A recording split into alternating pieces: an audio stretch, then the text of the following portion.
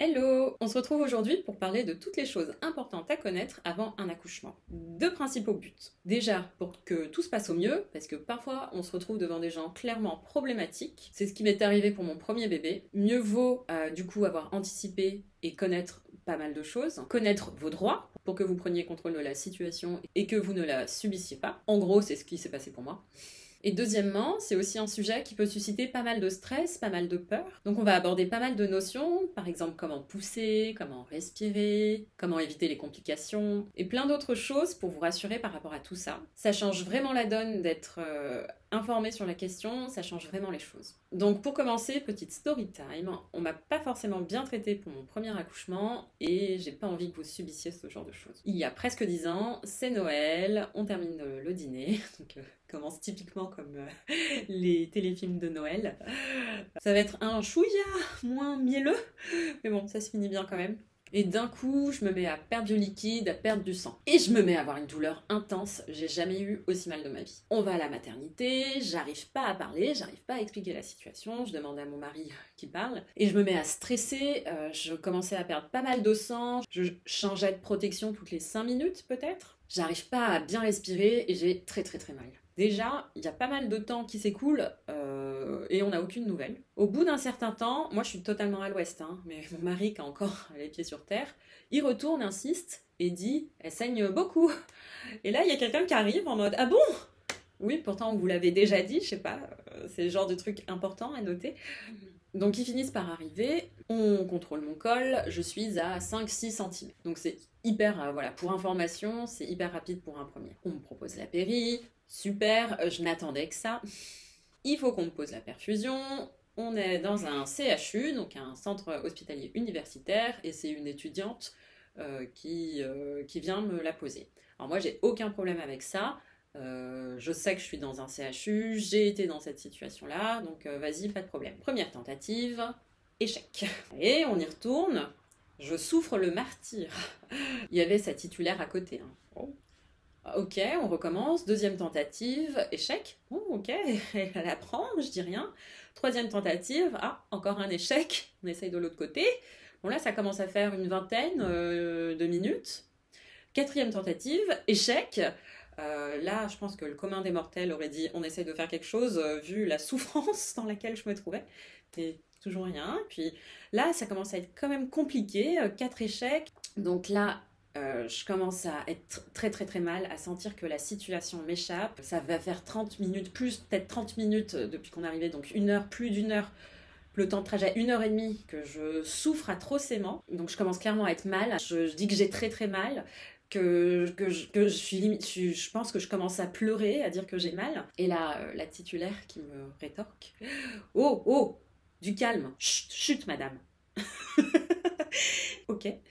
Donc voilà, la cinquième tentative, c'est qu'à ce moment-là que, donc très, très respectueusement, je dis s'il vous plaît, si c'est possible, de vous essayer, parce que là, j'en peux plus, 5e essai. Là, la titulaire prend la main et y arrive. Mais c'est clairement pas normal. J'ai fait 10 ans à l'hôpital, donc normalement, au deuxième échec, on passe la main. C'est normal, c'est habituellement comme ça qu'on fait. Et ça va être encore plus le cas si la patiente est en grande souffrance. Bref, encore une deuxième chose qui n'allait pas. Souffrance atroce, qu'aurait pu être évitée en fait. Pendant 1 heure et demie, facile, c'est trop long quand on a mal. Et en plus, quand on n'est pas forcément aidé, voire le contraire. Donc analysons la situation et cherchons les erreurs. On va reprendre toutes les notions importantes pour que ça ne vous arrive pas. Déjà, saignement important, pas du tout pris en compte initialement. C'est un premier problème. Ça peut être quelque chose de très grave, hein, comme un placenta prévia, c'est-à-dire le placenta qui recouvre le col, et ça peut donner des hémorragies massives, hématome rétroplacentaire. Bref, je ne vais pas rentrer trop dans les détails, mais ça pouvait être évocateur de quelque chose qui est très grave et donc très urgent. En fait, j'aurais même dû appeler le SAMU depuis la maison, c'est ce qui aurait été préconisé. Ensuite, normalement, en médecine, on considère que soulager la douleur, c'est une urgence. On est censé évaluer la douleur sur 10, et au-delà de 7, quand je bossais aux urgences, c'était considéré comme une priorité. Et là, je devais être à 10, à 12 sur 10. Donc ok pour un premier essai, voire 2, mais en aucun cas 5. Elle aurait dû prendre la main bien plus tôt. Donc premier message, si vous vous trouvez dans cette situation, vous avez totalement le droit de dire stop. Moi, à l'époque, j'avais osé rien dire. Ensuite, quand on est professionnel de santé, c'est très très important d'entendre la douleur. À mon sens, le personnel de la maternité doit être formé à la prise en charge de la douleur. Ça peut pas être autrement. Rien que pour m'aider, des choses simples, hein, rien que pour m'aider à respirer, tout simplement, parce que là, la respiration abdominale ou complète, on n'y était pas du tout. Donc, pour reprendre rapidement, il va y avoir grosso modo deux types de respiration. La respiration thoracique qu'on va retrouver dans une crise d'anxiété ou dans une situation de stress qui est contre-productive, et la respiration abdominale qui va aider à lutter contre la douleur. Dire juste chut, chut, du calme. Ça aide pas du tout. C'est exactement ce qu'il faut pas entendre. Donc du calme, en haussant le ton, en infantilisant, passer en fait le message qu'on gêne.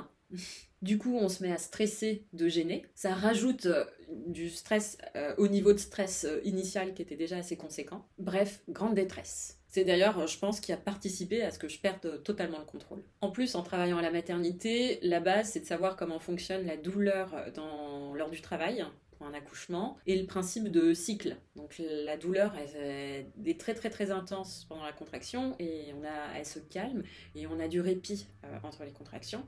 Donc expliquer ça, permettre de profiter de ce temps répit pour reprendre des forces plutôt que de tout dézinguer, ça peut être aussi une chose très simple à conseiller. Ensuite aussi, par exemple, rappeler le but de cette douleur, que chaque contraction aide à ouvrir le col et à faire avancer bébé, que chaque contraction nous rapproche de bébé, des ondes positives. Pareil, des choses pas très compliquées, rassurer, rappeler qu'on ne dérange pas, répondre aux doutes. Donc là, encore une fois, on en était à 1000 lieues. Expliquer que le corps de la femme, avec les changements morphologiques, avec les hormones, tout est fait pour y arriver et qu'on va y arriver. Encourager, ça permet de diminuer la douleur. Dire que l'anesthésiste a été appelé, dire que bientôt tout ça va diminuer, parce que l'incertitude, ne pas savoir combien de temps ça va durer, c'est aussi quelque chose qui est très très difficile à gérer. Le Méopa, donc c'est le fameux gaz hilarant, qu'on peut proposer dans les maternités. Pas très compliqué, c'est des protocoles, faut anticiper quand même un minimum. Mais ça peut être mis en place assez facilement si on a pris soin et on a pris le temps de se former. Former le personnel à ça, ça peut être très intéressant. Typiquement, c'est des choses dont vous pouvez parler dans votre projet de naissance. Pareil, j'ai fait une vidéo à ce sujet. Voilà, proposer des choses simples. Un ballon, on m'en avait proposé d'ailleurs dans une autre maternité. Une bouillotte en attendant de pouvoir mettre en place la péri. Inviter à changer de position, à s'asseoir, pas nous obliger à plus bouger. Surtout ne bougez pas, surtout ne parlez pas, ne faites plus aucun bruit, restez allongé. Bref, ça c'est pas à faire ce que je viens de dire. En tout cas, il y a plein de choses à faire. Il va y avoir aussi l'hypnose qui va être particulièrement intéressant. Bon, là, j'imagine que la meuf qui me grondait parce que je disais trop que j'avais mal, elle avait pas pris le temps de se former à l'hypnose. Voilà, en tout cas, si vous vous trouvez dans ce genre de situation où vous pouvez pas encore avoir la péri ou vous ne souhaitez pas avoir la péridurale, se former à l'auto-hypnose, c'est quelque chose d'hyper intéressant. Donc voilà, en résumé pour ce premier chapitre de la vidéo, ce qu'il faut connaître et anticiper pour le jour J, parce qu'en face, on peut se retrouver devant du personnel problématique et on peut pas toujours compter sur la personne en face. Alors ça va être quand même intéressant que je dise que beaucoup d'entre eux sont quand même hyper compétents. Pour mon 3e accouchement, encore une fois à Port-Royal, cœur sur eux, hyper à l'écoute, hyper dans la réassurance, hyper dans le soutien, tout le contraire. Je me souviens avoir eu des doutes, elle était la sage-femme et l'infirmière, elles étaient mes premières supporters. À un moment, j'ai manifesté une douleur bien moindre, elle a tout lâché, elle a appelé l'anesthésiste de toutes ses forces. Franchement, rien à voir. 2 salles de naissance, 2 ambiances. Le jeu de mots très sophistiqué.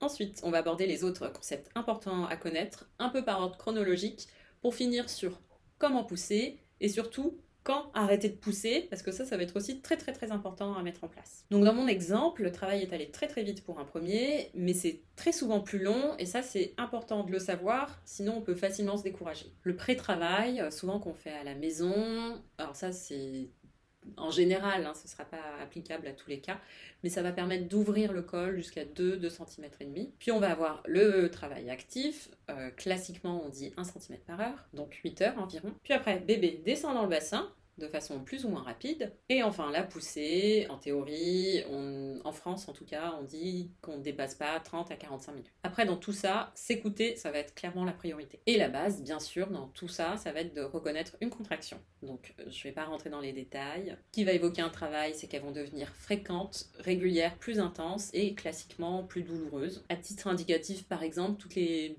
3-4 minutes, Et là, ça va être particulièrement intéressant d'utiliser une appli. Alors ça, je voyais plein de filles utiliser ce genre de choses et moi, j'ai jamais réussi à en trouver.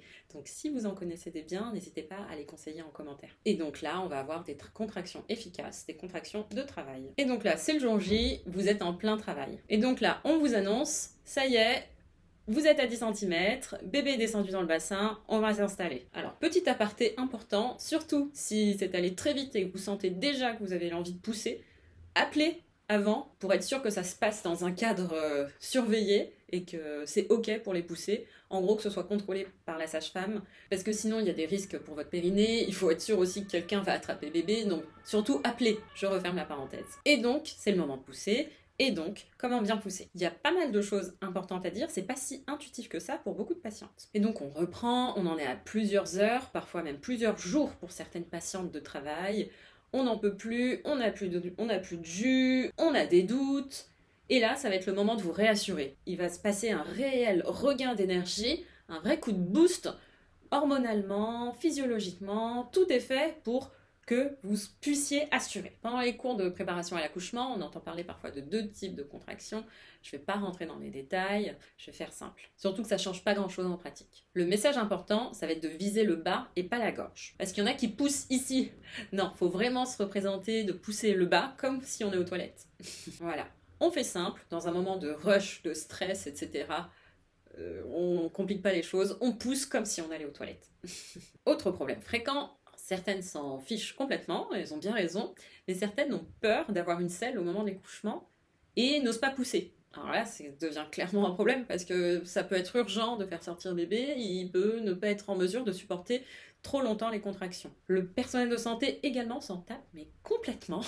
Et si vous craignez par rapport à votre conjoint, en général, les pros font en sorte de cacher. Vous pouvez quand même leur glisser que c'est quelque chose d'important pour vous, comme ça peut vous rassurer. J'ai une copine qui avait prévu un laxatif au moment où elle commençait à rentrer en travail, ce qui est très souvent le cas, ce qui est très souvent fait d'ailleurs. Encore une fois, avec tout ce qu'on a dit au-dessus, c'est franchement pas nécessaire, mais si ça vous rassure, écoutez, pourquoi pas. On reprend. On l'a dit, en France, on va tolérer 30 minutes de poussée, voire parfois 45.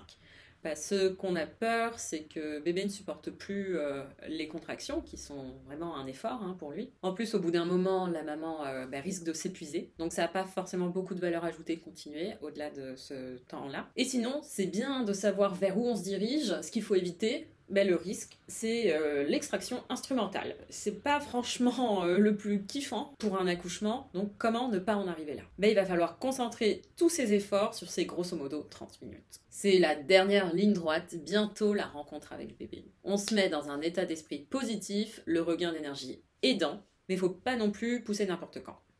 Ça va être important de savoir ça. Ça va être important d'attendre une contraction pour commencer à pousser, parce que la contraction va aider à faire avancer bébé. Et donc en donnant tout à ce moment-là, ça maximise les chances de succès, ça maximise les chances de faire sortir bébé. Encore une fois, pas d'inquiétude, la sage-femme va vous dire quand il y a une contraction, parce que non, même si normalement avec la péridurale, si elle est bien dosée, et c'est de plus en plus le cas ces dernières années, vous ressentez les contractions. Mais bon, dans tous les cas, on va vous dire quand il y a une contraction. Donc ça y est, bébé a bien progressé, on commence à apercevoir la tête. Et dernier message très important, on écoute bien la sage-femme. Quand elle vous dit d'arrêter de pousser, par pitié, écoutez-la. Le risque, ça va être des lésions, des déchirures sévères de votre périnée, et avec tout le tralala, chute d'organes, risque d'incontinence, etc. Donc l'idée, ça va être d'être hyper attentif à ce moment-là. Et donc ça y est, vous avez réussi, félicitations, on vous a même peut-être proposé de l'attraper vous-même, encore une fois quelque chose que vous pouvez demander dans votre projet de naissance, et bravo à vous. Donc cette vidéo est maintenant terminée, n'hésitez pas si vous avez des questions, si vous avez aussi des commentaires à faire. J'espère que cette vidéo vous a plu, n'hésitez pas à la liker si c'est le cas. Je vous remercie de l'avoir regardé, je vous dis à bientôt, bye.